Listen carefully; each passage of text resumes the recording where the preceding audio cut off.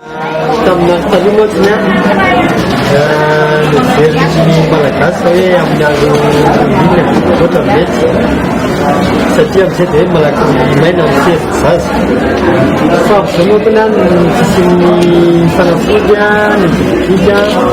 sy ny fivoaran'ny fitaovana dia anaovana be izy sy fomba fanaovana azy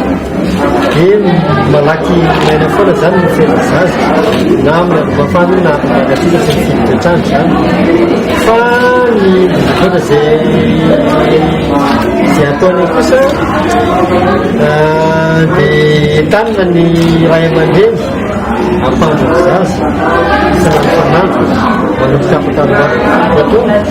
ka mazoto kokoa zany ny olona mampandro zaza amin'ny andro mafana mila efa zay le fampandrona ny zaza sanandro zay tena antiky ny famotanany fezivezety dia zay mbatina zay andro mafana raha tena mety satria olona mampandro fa zany hoe le fahazaran'ny malagasy moa zany efa manolona sady eo koa zany fanonja amin'ireo vakansa ny mpianatra sady eo koa zany ho an'ny akamaroan'olona zany eo sady miakaboka tamin'ny somary misimisy vola zavatra maromaro zany zany zany hoe mifamatotra mahatonga ny olona manao ansoavana amin'ny andro vola fobe zany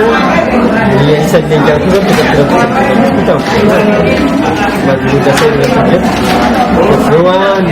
misy ny fitomanana karazana misy volana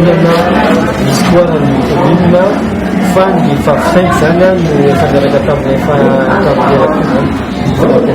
ary misy ilezy efa fanao hatramin'izay ka efa fanao hatramin'izay mihitsy zany izy ty ary mena misy ny fifidianana na tsy fifidianana dia fanao fangavanany efa mandavataona